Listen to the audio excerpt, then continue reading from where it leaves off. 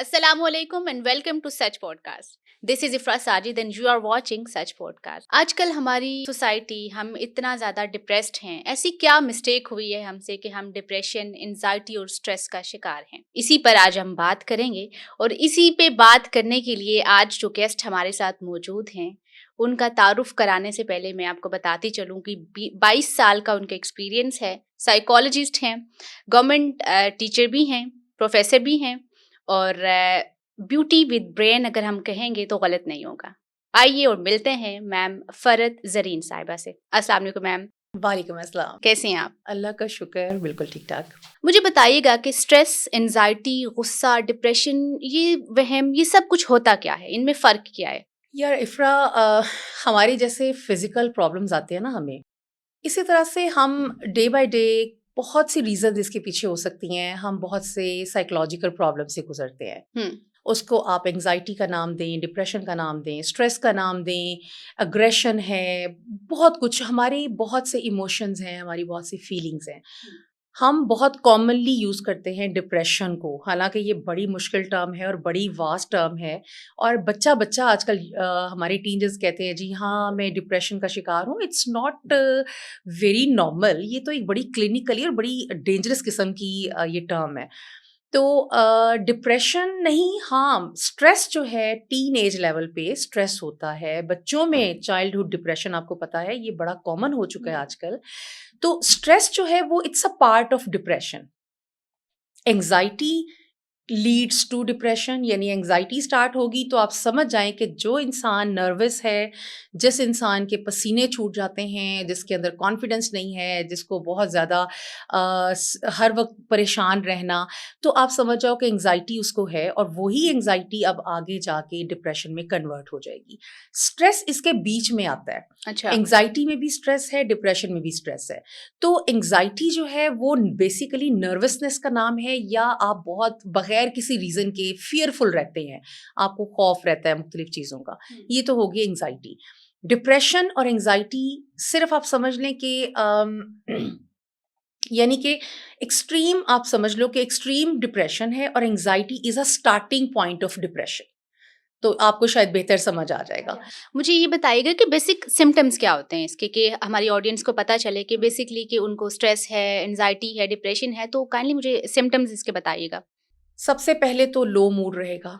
Mood बिल्कुल, mood swings आएंगे, irritability होगी, बेचैनी, दिल घबराना बगैर किसी वजह के, खौफ महसूस होना, डरावने ख्वाब आना रात को, नींद जो हमारी स्लीप का पैटर्न है और खाने पीने की आदत हैं वो बुरी तरह से डिस्टर्ब होती हैं।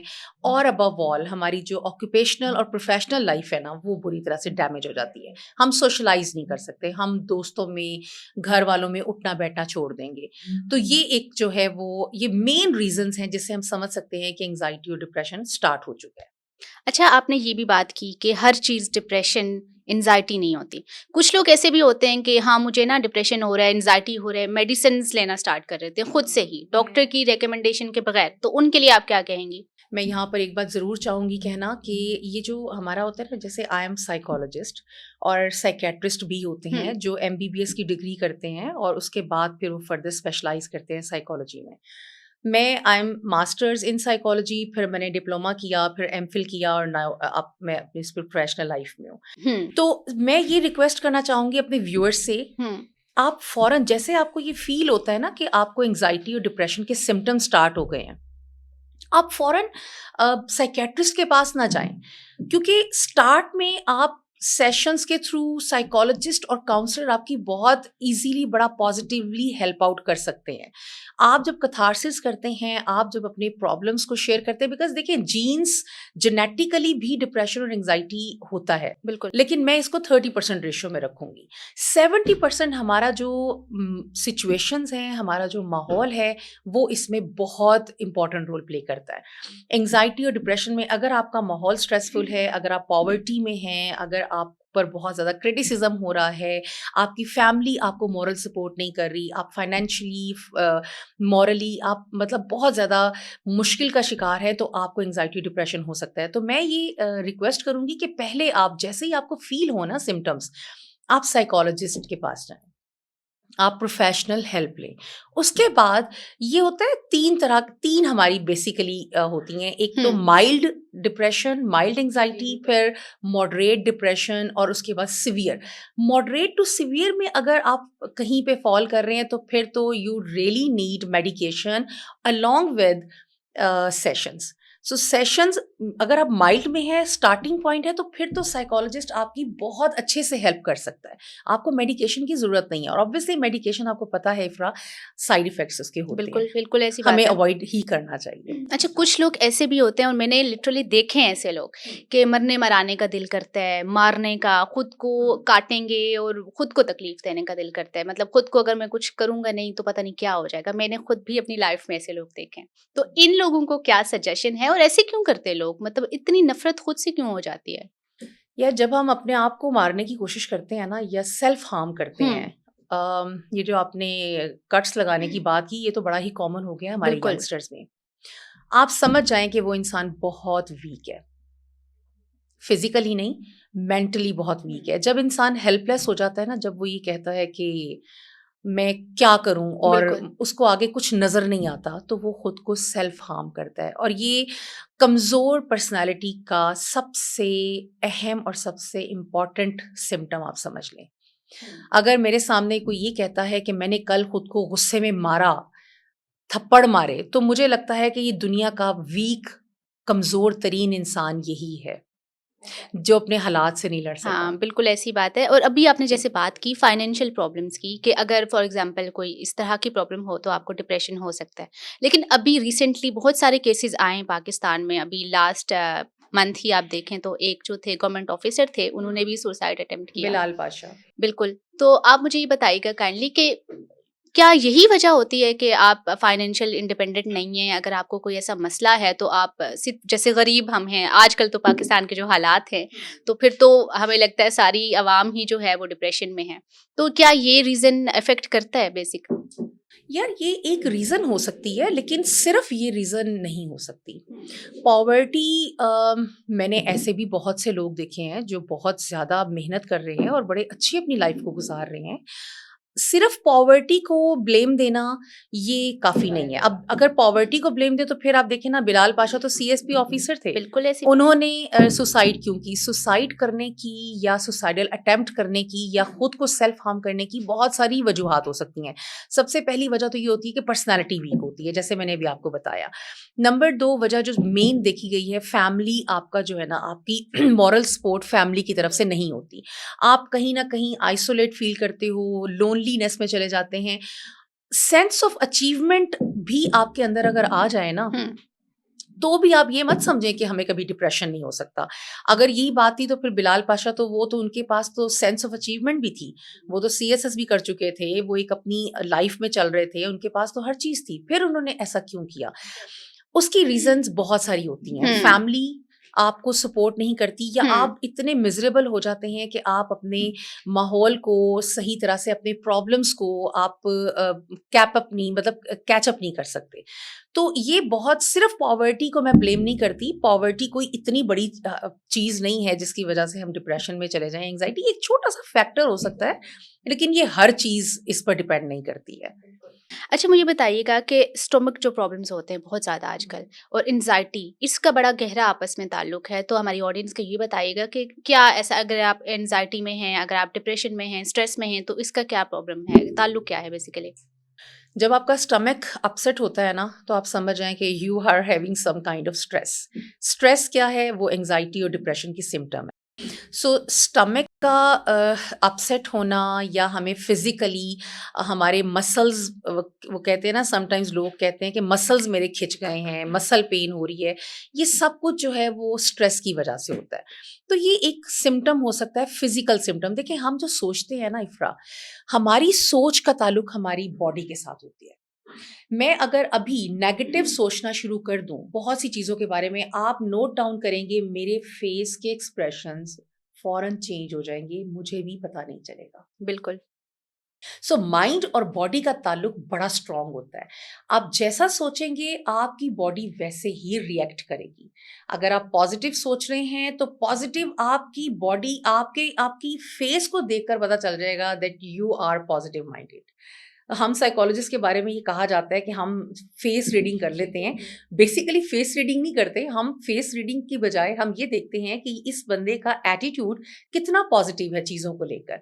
तो वो फेस पर आपका आ जाता है, आपका मैच्योर फेस लगता है, आपका बेबी फेस लगता है, या आपका फेस बड़ा ही सॉफ्ट और कूल लगता है किसी भी एज में। ये क्यों होता है? ये आपकी थॉट्स की वजह से होता है। अच्छा।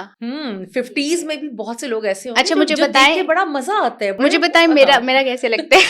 आपका बड़ा ही क्यूट सा और childish, child like, not childish, child like face है ना, कि आप स्माइल कर रहे हो। आप अपने डेफिनेटली आपकी लाइफ में बड़े प्रॉब्लम्स होंगे, लेकिन उन प्रॉब्लम्स को साइड पे रख के आपको अपनी प्रोफेशनल लाइफ को हैंडल करना आता है। तो ये बड़ी खूबसूरत बात होती है किसी भी पर्सनालिटी में, कि हम अपने असाब पे सवार नहीं करते अपने प्रॉब्लम्स को। अच्छा, मैं जब रिसर्च कर रही थी तो सनलाइट का बड़ा एक इफेक्टिव जो है हमारी लाइफ पे बड़ा एक इफेक्ट होता है। आजकल को हम देखते हैं सन ब्लॉक की जो एडवर्टीजमेंट इतने ज़्यादा हो गए कि हम उसको लगा के निकलते हैं धूप में। तो एक प्रॉपर जो है, इटली में तो हॉस्पिटल्स भी बनाए गए थे। वर्ल्ड वॉर 2 की बात है कि जब वहाँ कोई फौजी वगैरह जख्मी होता था तो उसको सबसे पहले सनलाइट में रखा जाता था। इस सारे प्रोसेस को आई थिंक हेलोथेरेपी कहते हैं। ठीक है। और अभी तो इस तरह का कोई भी हॉस्पिटल वगैरह काम नहीं कर रहा, और वेस्ट में और यूरोप में अभी भी लोग हैं जो सन बाथिंग वगैरह लेते हैं, लेकिन हमारे यहाँ ये कल्चर नहीं है। तो काइंडली उसका मुझे बताइएगा कि सूरज की जो रोशनी है उसका इफेक्ट आपके लिए कितनी मुफीद है वो आपके लिए? इंतहाई मुफीद। हम्म। आप खुद देख लेना, अगर 2 दिन या 3 दिन सूरज नहीं निकलता तो हमारे मूड पर इफ़ेक्ट करता है। हम ऐसे ही खुद ब खुद बैठे-बैठे हम लो मूड में चले जाते हैं और गुस्सा आना शुरू हो जाता है। आप खुद इस चीज़ का अंदाज़ा लगाइएगा। जैसे ही सूरज निकलता है आपको एकदम लाइटनिंग का एहसास होता बिल्कुल। है। मैंने कहा ना, environment effects a lot in depression and anxiety. So बल्कि मैं तो यहाँ पर ये भी मेंशन करूँगी, मेरा डिफरेंट हॉस्पिटल्स में भी मैं विज़िट करती रहती हूँ एज अ साइकोलॉजिस्ट। तो मुझे बड़ा दुख होता है वहाँ पर जो हमारे साइकेट्री वार्ड हैं, गवर्नमेंट हॉस्पिटल्स के हो गए या प्राइवेट भी, आप देख लें कितने क्लिनिक्स आजकल चल रहे बिल्कुल। हैं। तो मैं वहाँ पर एक बड़ी बुरी तरह से कमी महसूस करती हूँ। एक तो वो लोग जो वहाँ पे एडमिट हैं वो डिप्रेशन में हैं, एंग्जायटी में हैं, या बड़े साइकोटिक किस्म के प्रॉब्लम्स में हैं। एक तो वो ऑलरेडी उस चीज़ को फेस कर रहे हैं। नंबर 2, वहाँ का एनवायरनमेंट कभी आप इफ़रा देखें, वहाँ पर जाके मेरे और आप जैसा बंदा, उसका दिल बंद हो जाता है। इतनी जगह कंजस्टेड है, लाइट लाइट का प्रॉपर अरेंजमेंट नहीं है। मैं तो चाहती हूँ कि ऐसी जगहों पे छत को ओपन करें, वहाँ पे मिरर, वो जो शीशे की बिल्कुल होती ऐसी है, बात है। छत होती है, वो लगाएँ, ताकि धूप जो है ये एक नेचुरल चीज़ है। इतनी खूबसूरत चीज़ है जिसमें मैं समझती हूँ कि अगर हम इससे फ़ायदा नहीं उठा रहे तो हमारी इस मेडिकेशन, हमारे सेशंस किसी काम के नहीं है। मैं बहुत सी अपनी, जैसे मैं यूट्यूब चैनल भी है तो मैं उसमें जानबूझकर कुछ ऐसी वीडियोस बनाती हूँ जो धूप में हों, जो नेचर के करीब हों। कमरे में बैठ के मुझे मज़ा नहीं आता है, लेकिन देखिए नेचर तो नेचर होती है, आप उसको बिल्कुल उसके सामने नहीं आ सकते हो, आपकी सारी मेडिकेशन सब एक जगह। लेकिन जब आप नेचर के साथ आप एक एसोसिएट होते हो ना, तो उससे आपका आपका माइंड लेवल उसकी और ही बात हो जाती है। तो ये तो धूप तो बहुत इम्पोर्टेंट है, बिल्कुल। हर मौसम ही इम्पोर्टेंट है। अच्छा, मुझे बताएं कि इंडोर जनरेशन और आउटडोर जनरेशन ये क्या होता है? यार इंडोर जनरेशन आजकल की है ना, ये जो हमारे एग्जैक्टली। आप और हमारे जो बच्चे हैं वो पबजी खेल रहे हैं और मुख्तलिफ गेम्स डाउनलोड की हुई हैं हम्म। उन्होंने। और अच्छा, मजे की बात, पेरेंट्स भी समझते हैं कि हमारे बच्चे गेम्स खेल रहे हैं। बिल्कुल। I strongly against of it. आपका बच्चा एक कमरे में बैठ के नेचर को एंजॉय नहीं कर रहा, आपका बच्चा कमरे में बैठ के बस टिक टिक टिक टिक आप गेम पे लगाया हुआ है, आउटडोर गेम्स से उसका कोई ताल्लुक नहीं है, तो आप कैसे कह सकते हैं कि आपका बच्चा मेंटली और फिजिकली हेल्दी रह सकता है? हो ही नहीं सकता। Exactly. Being a psychologist, being a professional, मैं हमेशा एंडोर्स करती हूँ कि आप अपने बच्चों को आउटडोर गेम्स में लेकर जाएं। आप जरा 20-30 साल पहले जाएं। बिल्कुल। 30 साल पहले, 20 साल पहले क्या होता था? सहेलियाँ इकट्ठी हो रही हैं, फ्रेंड्स इकट्ठे हो रहे हैं, दोस्त मिल रहे हैं, बाहर खाने के लिए जा रहे हैं, घूमने-फिरने जा रहे हैं, रनिंग हो रही है, एक्सरसाइज़ हो रही है, जॉगिंग हो रही है, गेम्स हैं, बैडमिंटन खेल रहे हैं, क्रिकेट खेल रहे हैं। तो ये क्या है? It's all physical and mental activity exactly और और उनमें पॉज़िटिव हाँ, एक्सर्शन है और आपकी उनमें वो ज़्यादा खुश भी रहते थे वो लोग। बिल्कुल। डिप्रेशन आज आप यकीन करें डिप्रेशन और एंग्ज़ायटी आज डबल ट्रिपल हो चुका है हमारे बच्चों में। कैन यू इमेजिन कि 10 से 12 साल तक के बच्चों को चाइल्डहुड डिप्रेशन में खुद ट्रीट कर रही हूँ। बच्चों में डिप्रेशन ये कभी सुना था 20-30 साल पहले? बच्चे तो हमारे जैसे ही हमारे ज़हन में एक कॉन्सेप्ट आता है ना बच्चा, तो हम फ़ौरन कहते हैं हाय क्यूट सा क्यूट सा बिल्कुल। बिल्कुल इनोसेंट। लेकिन नहीं, आज मैं खुद टीनेजर्स को पढ़ाती हूँ, मैं यूनिवर्सिटी में पढ़ाती हूँ, आप यकीन करें मुझे इतना दुःख होता है, हमारे टीन एज बच्चे उनके चेहरे पर वो ग्लो ही नहीं है, वो खूबसूरती नहीं है, मैं मेकअप की बात नहीं कर रही, यानी उनके अंदर एक सेंस ऑफ वो कहते हैं ना हैप्पीनेस नहीं है। बिल्कुल ऐसी उनके बात है। चेहरे को देख के लगता है कि यार कुछ ना बोलो तुम खुद ही फ़ील हो रहा है कि डिप्रेशन में हो। किसी भी बच्चे को देख के मैं इज़िली जज कर सकती हूँ। अच्छा, मुझे ये बताएँ कि जैसे आपने अभी कहा कि छोटे-छोटे बच्चे भी आजकल डिप्रेशन में हैं। तो सोशल मीडिया का किसी हद तक कसूर है इसमें?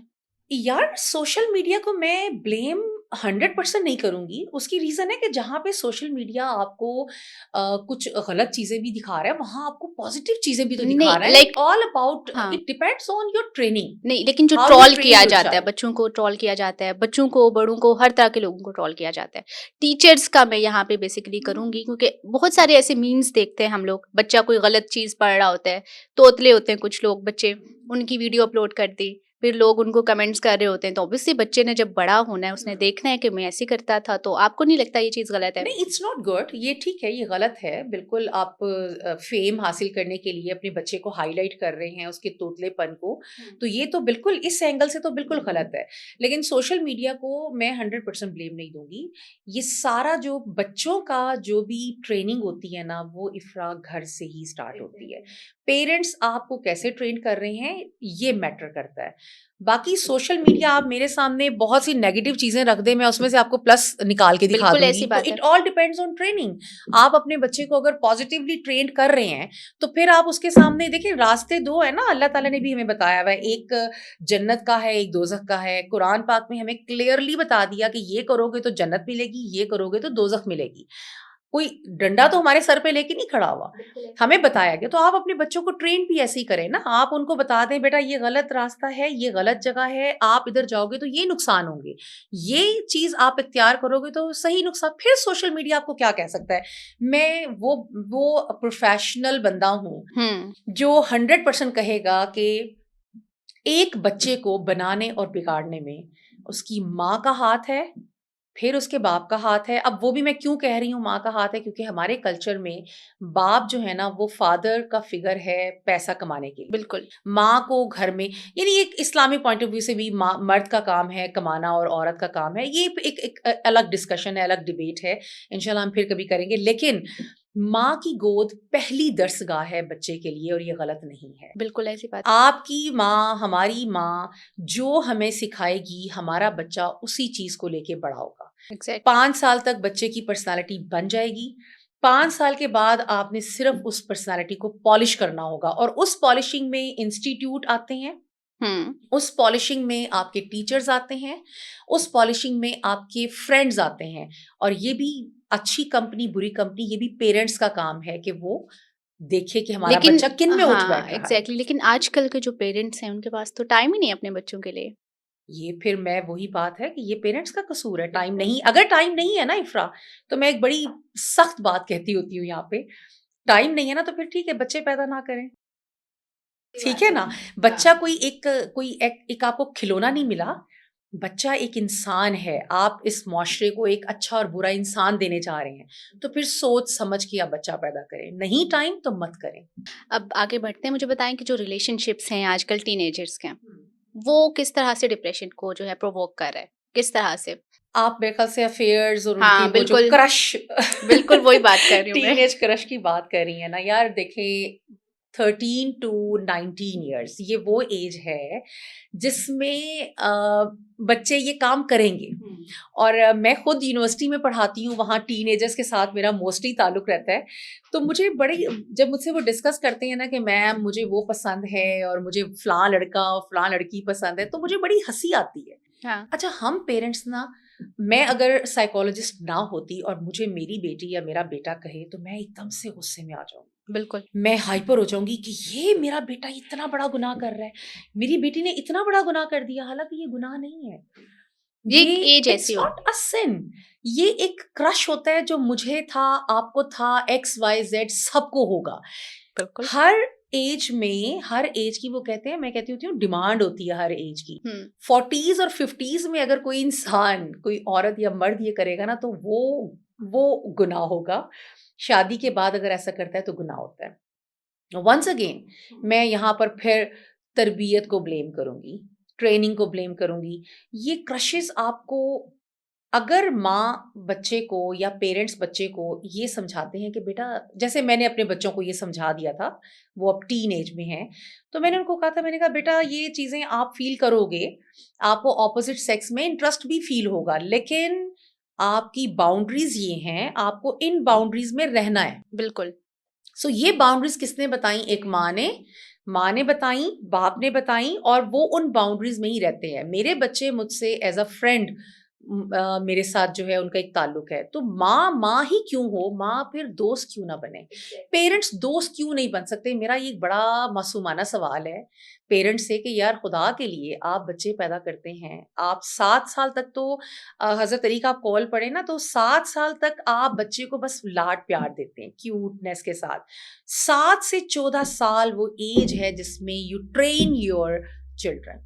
बिल्कुल ऐसी बात और है। 14 ईयर्स के बाद हजरत अली का कॉल है कि आप दोस्त बन जाएं। इस स्टेज पर आकर हमारे पेरेंट्स दोस्त नहीं, हाकिम बन जाते हैं। बिल्कुल। और मैं इस चीज की अगेंस्ट हूँ।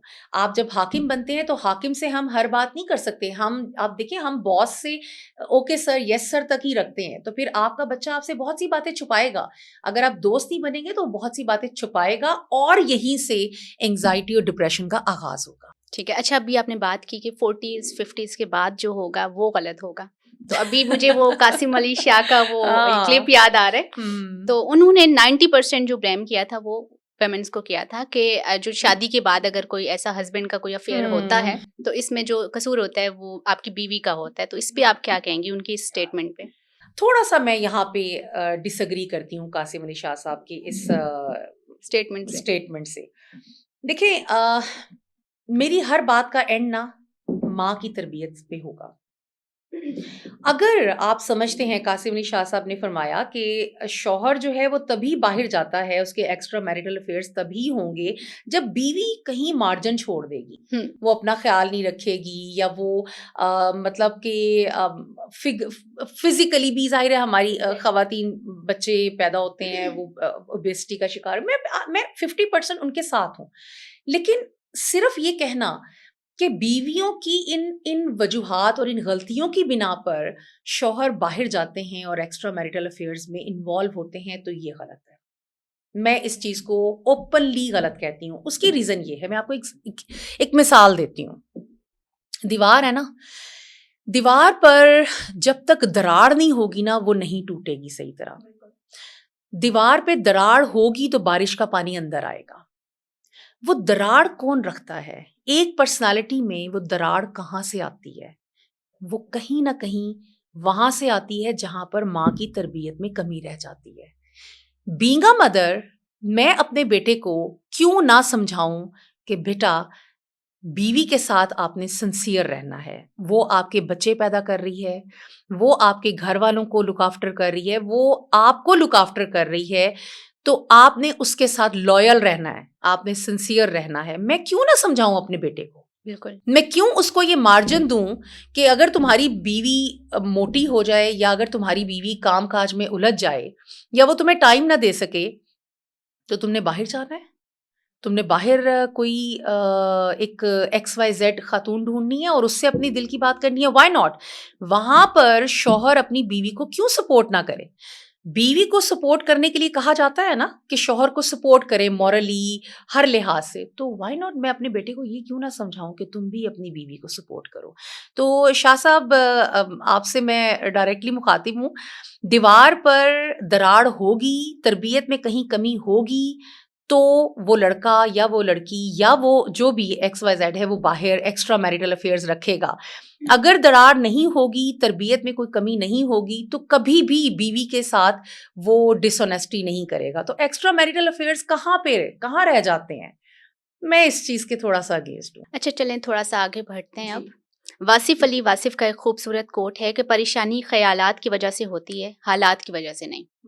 ओवर थिंकिंग की हम बात करते हैं कि एक होती है नॉर्मल थिंकिंग और एक होती है अब नॉर्मल थिंकिंग, इसमें डिफरेंस क्या है? देखें, थिंकिंग होती है।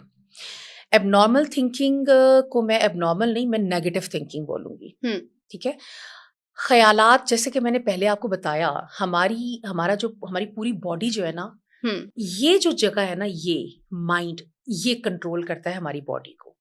मैं जैसे आपसे बात कर रही हूँ, मैं जिस तरह आपके सामने बैठी हूँ, मेरे थॉट्स भी साथ साथ चल रहे हैं।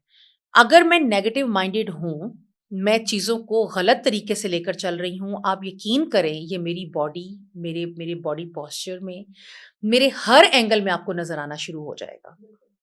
आपने कभी नोट किया है कि हम रोजमर्रा कितने लोगों से मिलते हैं?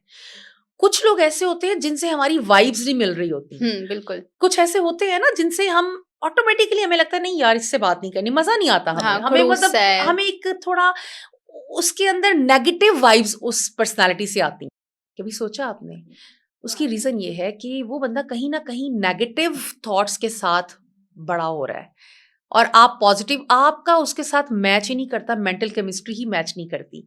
हाँ, आप हेलो हाय रखेंगे, आप सोशलाइज तो हमने करना है, लेकिन हमारे बेस्ट फ्रेंड्स पता कौन होते हैं? वो हमारे जैसे ही सोलमेट्स होते हैं। आप कभी अपने बेस्ट फ्रेंड को देखें, या मैं अपनी अपनी बेस्ट फ्रेंड को देखूं, तो मुझे लगता है जैसे वो मेरे जैसा ही है। ठीक है ना? कुंदम जिन्स बहम परवाज, यानी कहीं ना कहीं दो लोग जो एक जैसे होते हैं ना, मिल जाते हैं। एग्जैक्टली, ये बिल्कुल ठीक है। सो ये ख्यालात जो है ना, ख्यालात हमारी बॉडी को लेके चलते हैं। अच्छा, मुझे ये बताएं कि कुछ लोग ऐसे भी होते हैं हमारी सोसाइटी में, समझा जाता है कि यार डिप्रेशन में हो तुम, साइकेट्रिस्ट के पास जाना है, पागल खाने जा रहे हो तुम। तो इस तरह के स्लोगन्स और क्यों ऐसे स्लैंग्स मिलते हैं? Unfortunately social stigma, social taboos, even कि मैं जब क्लिनिक में अपने क्लाइंट्स को डील करती हूँ, मेरे पास बच्चियां भी आती हैं, बच्चे आते हैं, आप यकीन करें कि वो रिक्वेस्ट करते हैं कि प्लीज किसी को पता ना चले कि हम यहाँ आए हैं। अब this is called social taboo, stigma है एक। यार, हमें 101 फीवर होता है, हमें टेम्परेचर होता है, तो हम फौरन दवाई ले लेते हैं, तब तो हमें सोशल टैबू नहीं आता। बिल्कुल ऐसी बात है। हमें अगर हमारी कोई बॉडी में पेन होता है तो हम फौरन दवाई लेते हैं। एक तो जी, साइकेट्रिस्ट के पास आप जाएं तब जब आपके सिम्टम्स बहुत सिवेरिटी की तरफ जा रहे हों। अदरवाइज मैं समझती हूँ और रिक्वेस्ट करूंगी अपने व्यूअर्स से कि ये सोशल टैबू छोड़ दें। बिल्कुल अपनी मेंटल जो हेल्थ है ना, उसको वैसे ही लें जैसे फिजिकल हेल्थ है। मेंटल हेल्थ और फिजिकल हेल्थ में कोई फर्क नहीं है, कोई सोशल टैबू नहीं है। आप काउंसलर के पास जा रहे हैं, आप किसी साइकोलॉजिस्ट के पास जा रहे हैं कैथारसिस के लिए, आप शुक्र करें, आपको वो बंदा नॉन जजमेंटल होके आपको आपकी बात सुनेगा और आपको प्रोफेशनली आपको गाइड करेगा। मुझे अगर किसी चीज में प्रॉब्लम है और मैं किसी हमसाई के पास चली जाती हूँ, उसने तो अपनी अकल के मुताबिक ही आपको, अपने तजर्बों की बेस पे ही आपको वो मशवरे देगा ना। और ये जरूरी नहीं है कि वो 100% वो मशवरे आपकी जिंदगी में कामयाब भी हों। साइकोलॉजिस्ट और काउंसलर, ये वो लोग होते हैं जो नॉन जजमेंटल होते हैं, जो आपको नहीं जानते, आप उनको नहीं जानते, आप एक प्रोफेशनल के पास गए हैं, आपने उससे डिस्कस किया है प्राइवेसी में, सीक्रेसी में, और वो आपको बेस्ट पॉसिबल, आपको वो आपके प्रॉब्लम से रिलेटेड सॉल्यूशंस बताता है, आपको गाइडलाइंस देता है, और आप उस तरह अगर करेंगे तो डेफिनेटली मेरे बहुत से क्लाइंट्स मुस्तफीद हुए हैं इस चीज़ से। तो ये जो है, ये कोई सोशल टैबू, अब इसको छोड़ दें। जैसे हम बस सिंपल फीवर हुआ है, दवाई ली है, अगर आपके माइंड आपका साथ नहीं दे रहा, आपके ख्यालात आपका साथ नहीं दे रहे, ओवर थिंकिंग करें, तो go to the psychologist, counsellor के पास जाएं। वो आपको बताएंगे। आपको मैंने अपनी रिसेंट वीडियो भी अपलोड की है कि आप अपनी ओवर थिंकिंग को कैसे कंट्रोल कर सकते हैं। एक रबर बैंड, एक सिंपल रबर बैंड, अच्छा। सिंपल रबर बैंड को आप अपनी कलाई पे चढ़ा लें और उसको जब आप ओवर थिंकिंग करें और उसको पुल करें जोर से, और इतनी जोर से पुल करें कि आपको पेन महसूस हो, आपकी ओवर थिंकिंग 10 से 12 दिन में गायब हो जाएगी। ये तो मसला ही कोई नहीं है। ओवर थिंकिंग तब तक ओवर थिंकिंग है जब तक उस पर काम नहीं किया जाए। बिल्कुल ऐसी बात है। अच्छा बताएं कि कम्युनिकेशन गैप जो बिटवीन फैमिलीज होता है, बेटी का माँ से, बाप का बेटे से, ये कितना इफेक्टिव है? देखिए, जनरेशन गैप तो है ना, कम्युनिकेशन गैप तो ये फिर सारा बच्चा जो है ना, जीरो से आपके पास अल्लाह ताला ने आपको दिया है। आपने उसके ऊपर, उस खाली स्लेट के ऊपर ना आपने लिखना है। मैं बीइंग अ मदर उसके ऊपर लिखूंगी। कम्युनिकेशन गैप कब आएगा? कम्युनिकेशन गैप तब आएगा जब आप गैप पैदा करना चाहेंगी, being a mother, being a father. उसमें बहुत सी आपने कभी हरासमेंट सुनी है ना, sexual harassment, physical harassment, emotional harassment. एक और हरासमेंट मैं आपको बताती हूँ आज। कम्युनिकेशन गैप क्यों आता है, ये जो हरासमेंट आपको बताने जा रही हूँ ना मैं, इसकी वजह से ही कम्युनिकेशन गैप आता है। आपका बच्चा, फॉर एग्जाम्पल मेरा बच्चा मेरे पास आया है, मैं किसी और मूड में हूँ, वो मुझसे कुछ क्वेश्चनिंग कर रहा है, वो तो अपने लेवल पे क्वेश्चनिंग करेगा ना, और मैं उसको चीख कर बोलूं, क्या मुसीबत है, हर वक्त तुम मेरे सर पे चढ़े रहते हो। What is this? This is called, my dear, voice harassment. कभी सुना है इस टर्म का? बिल्कुल नहीं सुना। और हर डिप्रेशन और एंजाइटी इसी वॉइस हरासमेंट से स्टार्ट होती है। 70 to 80% हमारे पाकिस्तानी जो घराने हैं उसमें बाप वॉइस हरासमेंट करते हैं, इसीलिए कम्युनिकेशन गैप आता है। बेटा बाप से बात नहीं करेगा क्योंकि उसको पता है कि उसने चीख के बोलना है, शाउट करना है। फिर एक और बड़ी शिकायत मुझे मिलती है पेरेंट्स की तरफ से, हमारे बच्चे बहुत शाउट करते हैं, चीखते बहुत हैं। क्यों चीखेंगे यार, क्योंकि वो आप सिखा रहे हैं ना, एग्जैक्टली आप उसके सवाल का जवाब ही चीख के दे रहे हैं, तो उसने वही सीखना है ना। मेरा बच्चा अगर चीखता है ना कहीं पे या शाउट करके बोलता है, तो मुझे एक लम्हे को सोचना पड़ता है, यार आज मैं, मेरा ख्याल है कहीं इस पे मैंने शाउट किया है। So please avoid voice harassment. ये बहुत खतरनाक चीज है, इस पर शायद बात नहीं हुई अभी तक। बिल्कुल बात नहीं हुई इस जी। पर। तो मुझे ये बताइएगा कि कॉन्फिडेंस कैसे बिल्डअप करें? जो हमारे टीनेजर्स हैं, जो हमारे बच्चे हैं, वो किस तरह से, मतलब कुछ हाँ, लोग ऐसे होते हैं, बहुत ज्यादा स्किल्स बहुत होती हैं उनके पास, हम्म, लेकिन वो उस तरह से बयान नहीं कर पाते। इसको कहते हैं सोशल एंजाइटी। इसको अच्छा। कहते हैं, हाँ जी, स्टेज फोबिया। अनफॉर्चुनेटली मैं ऐसे ऐसे बच्चों से मिली हूँ जो यूनिवर्सिटी में पढ़ते हैं और टॉपर्स हैं, ठीक है, लेकिन उनके अंदर भी ये सोशल एंजाइटी है। मैं ऐसे ऐसे स्टूडेंट से मिली हूँ जो बेहतरीन यूनिवर्सिटीज़ में पढ़ रहे हैं, यूनिवर्सिटीज़ का नाम नहीं लूंगी मैं, बेहतरीन टॉप यूनिवर्सिटीज़, लेकिन उनमें भी कॉन्फिडेंस नहीं है। अब इसमें क्या है, इशू क्या है? आपने पूछा कि कॉन्फिडेंस कैसे कर सकते हैं, ये भी मैं अपनी वीडियो अपलोड कर चुकी हूँ। आप रोज एक सिंपल सी एक्सरसाइज है, 10 मिनट देने हैं अपने आप को। आपने शीशे के सामने खड़े होना है, कोई आपके इर्द गिर्द ना हो, और आपने किसी भी बुक की, किसी पेज की, न्यूज़पेपर की रीडिंग करनी है या फिर खुद से बात करनी है, पॉजिटिव बात करनी है कि आज का दिन मैंने बहुत अच्छा गुजारना है।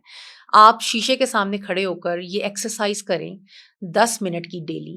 12 से 15 दिन में मुझे फीडबैक दें, आपकी पर्सनालिटी चेंज होना शुरू हो जाएगी। कॉन्फिडेंस गेन करना मुश्किल नहीं है, लेकिन आपको पहले ठानना पड़ता है कि मुझे कॉन्फिडेंस गेन करना है। First you will have to motivate yourself. Confidence gain किए बगैर किसी भी कामयाबी पर आप नहीं जा सकते। कामयाबी का जो पहली स्टेप है ना, दैट इज कॉन्फिडेंस। बिल्कुल। आपको पूरी बुक भी आती होगी और अगर आप उसको प्रेजेंट नहीं कर सकते, यू आर फेल। आपका GPA 4, आपका टॉपर होना फेल हो जाता है अगर आपके अंदर एबिलिटी नहीं है उस बात को बताने की, डिस्क्राइब करने की। तो कॉन्फिडेंस तो मैं ये अपने जो टीनेजर्स हैं, टीन्स, उनसे मैं रिक्वेस्ट करूंगी कि इस पर काम करें, अपनी पर्सनालिटी पर काम करें। कॉन्फिडेंस होगा तो आपकी एंजाइटी और डिप्रेशन भी आहिस्ता आहिस्ता सॉल्व होते जाएंगे, सॉर्ट आउट होते जाएंगे। आप कॉन्फिडेंस गेन करने के लिए एक और मैं छोटी सी बात बता रही हूँ। एक तो मिरर टेक्निक हो गई, ये एक्सरसाइज। नंबर 2 ये कि जिंदगी में ना जब लिस्ट बनाए ना अपनी कि मैंने ये काम करने हैं, सबसे पहले उन चीजों की लिस्ट बनाएं जो आप समझते हैं आप कर ही नहीं सकते। नामुमकिन से शुरू करें। लाइफ में आप नामुमकिन से शुरू करेंगे तो आप मुमकिन तक पहुंचेंगे। मुश्किल से आसान की तरफ आए, आसान से मुश्किल की तरफ ना जाए, उसमें इतनी कामयाबी नहीं है। मुश्किल से आसान की तरफ जाएंगे ना, उसमें कामयाबी ज्यादा है, मेहनत ज्यादा है लेकिन कामयाबी भी ज़्यादा है। अच्छा, मुझे बताएं कि ओवरथिंकिंग जो है किस तरह से इफ़ेक्ट करती है और सिम्पटम्स क्या होते हैं कि आप हाँ, यहाँ तक आप सोच रहे हो। कुछ लोग होते हैं पास्ट को नहीं भूलते, उसके बारे में सोचते रहते हैं। तो ऐसे लोगों को और मतलब आप प्रेज़ेंट में नहीं होते, वो पास्ट में ही अभी तक होते हैं। तो इनके बारे में आप क्या कहेंगी और किस तरह से इसको ओवरकम किया जाए? हर 5 में से 3 लोग ओवरथिंकिंग का शिकार हैं, जो रीसेंट रिसर्च आई है। अब वो ओवरथिंकिंग है क्या? मैं अगर अपनी टर्म में बात करूं तो इसको हम ओसीडी बोलते हैं, ऑब्सेसिव कंपल्सिव डिसऑर्डर। मैं अब इतनी मुश्किल बात नहीं करती, हम सिंपल की तरफ आते हैं। जब आप ओवरथिंकिंग करते हैं ना, तो आप लाइफ में कोई काम नहीं कर सकते। आपको एडिक्शन हो जाती है सिर्फ सोचने की। जैसे सिगरेट की एडिक्शन होती है ना, इसी तरह से सोचने की एडिक्शन भी होती है। ओवर थिंकिंग, आप बगैर किसी वजह के, विदाउट एनी रीजन आप सोचे जा रहे हैं। जब आप इतना सोचेंगे तो आप करेंगे क्या?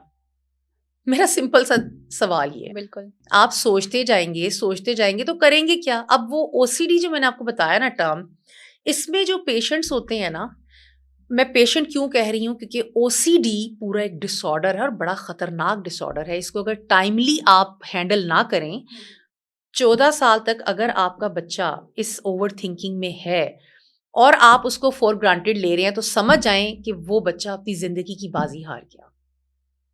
ठीक है, आप बच्चे को वहीं पे रोक दें, उसको हर तरह से कोशिश करें, साइकोलॉजिस्ट और काउंसलर्स की हेल्प लें। ओवर थिंकिंग में वो बहुत से काम करेगा। या तो वो ओवर थिंकिंग में बार बार वो वहम का शिकार हो जाएगा। वहम क्या होगा कि पता नहीं मैंने दरवाज़ा लॉक किया है कि नहीं, वो बार बार हाथ धोएगा और क्लीनलीनेस का उसको एक खप्त हो जाएगा। अब ये ओवर थिंकिंग वो आपको बता नहीं रहा कि मैं ओवर थिंकिंग करता हूँ। वो वॉशरूम में 1-1 घंटा लगाएगा, वो साबुन से 8-10 दफ़ा हाथ धोएगा। अब ये उस बंदे ने मुझे नहीं बताया, उस क्लाइंट ने, कि जी मुझे ओवर थिंकिंग है। ये हैं कुछ ऐसे सिम्पटम्स, ऐसे ऐसे सिंबल्स हैं जिससे हमें पता चलता है कि ओवर थिंकिंग का शिकार है। अच्छा, कुछ पेरेंट्स भी होते हैं ना, बच्चों को कहते हैं कि तुमने आगे ये ही करना है, डॉक्टर बनना है, तुमने तो इंजीनियर बनना है। उनके अपने जो ख्वाब होते हैं, अपना जो उन्होंने सोचा होता है, तो ये भी एक बड़ी वजह है, आपको नहीं लगता? बिल्कुल है, क्यों नहीं है? भाई पहली बात तो ये है कि आप बच्चों को कहें ही क्यों। हाँ, मैं फिर वही कहूँगी, आप बच्चों को बता दें ये मेरा ख्वाब है, मेरी ख्वाहिश है कि आप ये बने। आपका बाकी जैसे आपका दिल चाहता है आप वो करें।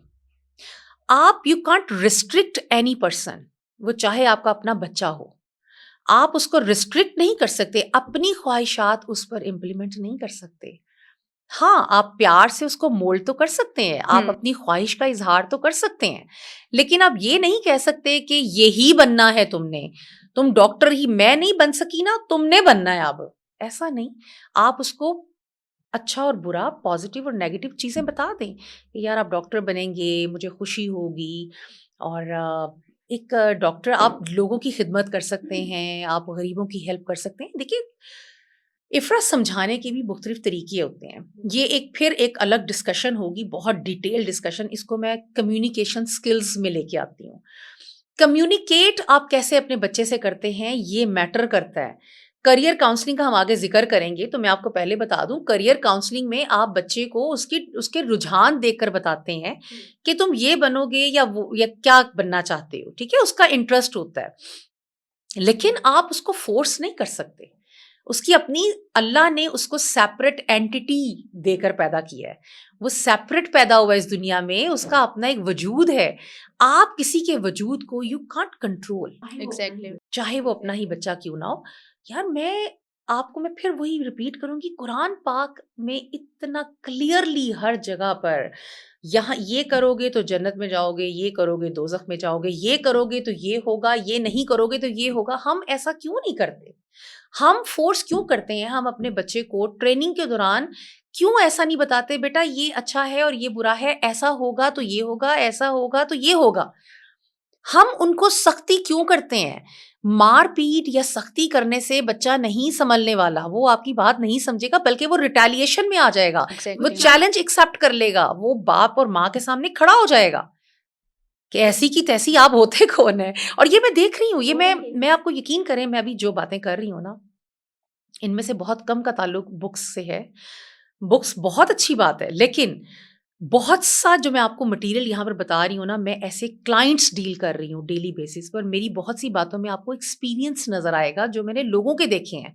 ऑब्जर्वेशन बेस्ड है ये बुकिश बातें नहीं है। और ऐसा होता है, बाप के सामने बेटा खड़ा हो जाता है कि आप ऐसा कैसे कह सकते हैं मुझे। एग्जैक्टली। सिर्फ कहने का तरीका चेंज कर लें, आपका बच्चा वही करेगा जो आप चाहेंगे। Communication skills matter. एग्जैक्टली। अच्छा, मुझे बताएं कि अगर हमारे आसपास हमारी फ्रेंड्स में, फैमिली में कोई डिप्रेशन का शिकार है, तो हमें कैसे पता चलेगा कि हाँ ये बंदा है और बता नहीं रहा, मतलब बात नहीं कर रहा हमसे?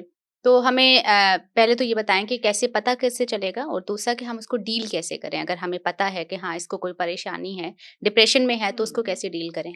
देखिए, पहले हमने जैसे स्टार्ट में अपने प्रोग्राम की हमने बात की थी सिम्टम्स की।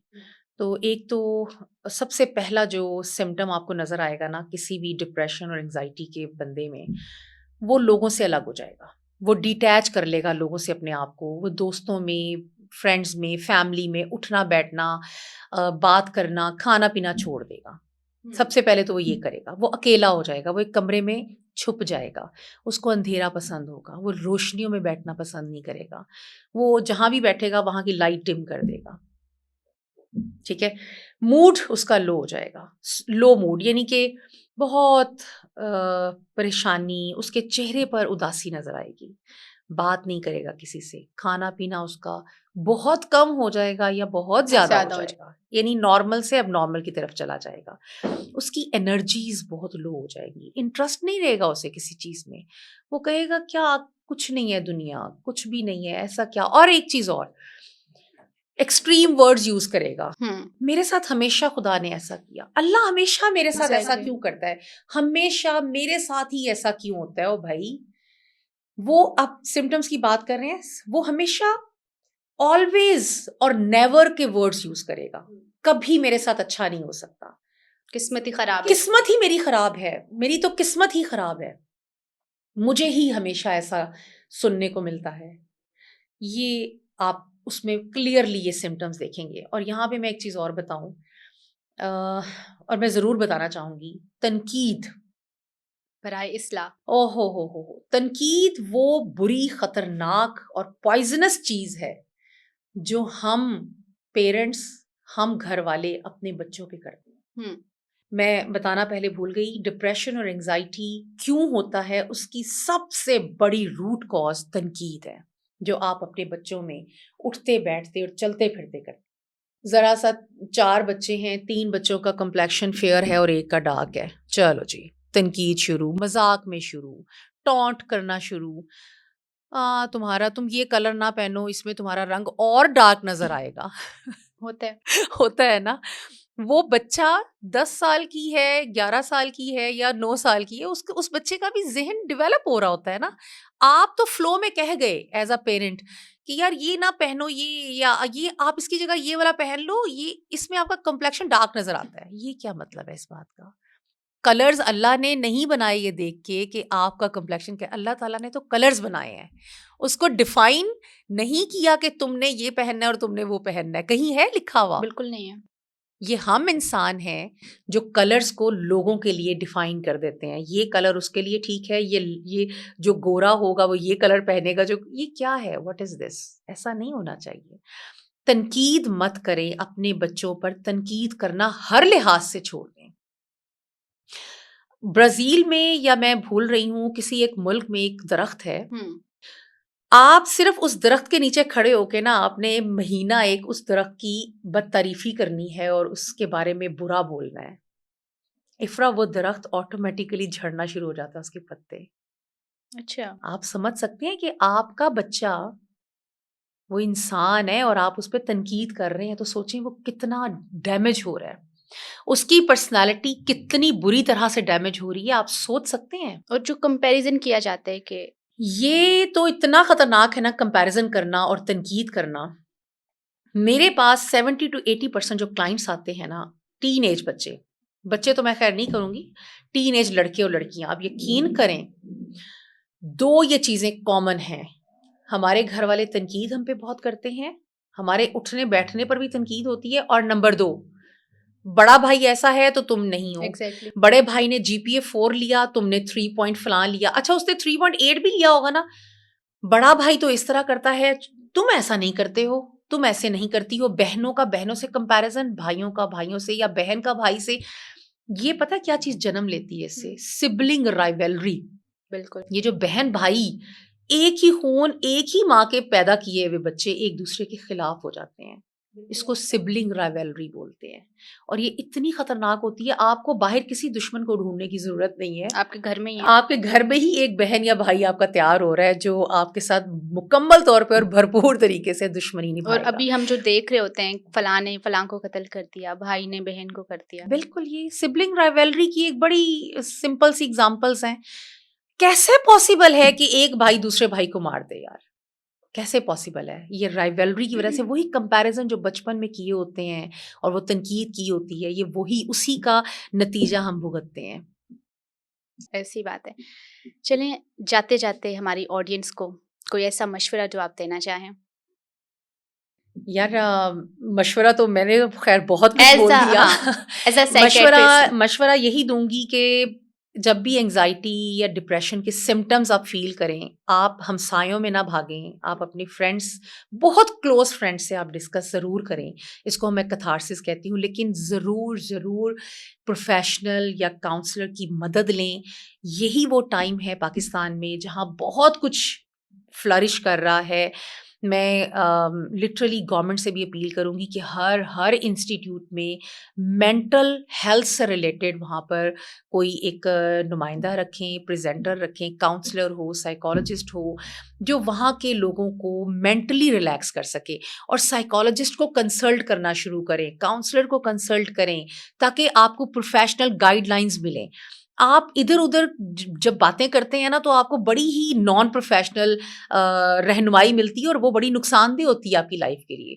तो यही टाइम है, इस पर हमें साइकोलॉजिस्ट और काउंसलर की मदद लेनी चाहिए। और आप, सेकंड जो मैं कहना चाहूँगी वो ये कि पॉजिटिव सोचने की कोशिश करें। 2 चीज़ें, हर दुनिया में कोई भी चीज़ उठा लें, ये कप है ना, ये कप, इस कप को आप और मैं पॉजिटिवली भी डिफाइन कर सकते हैं और नेगेटिव भी डिफाइन कर सकते हैं। It's up to the person.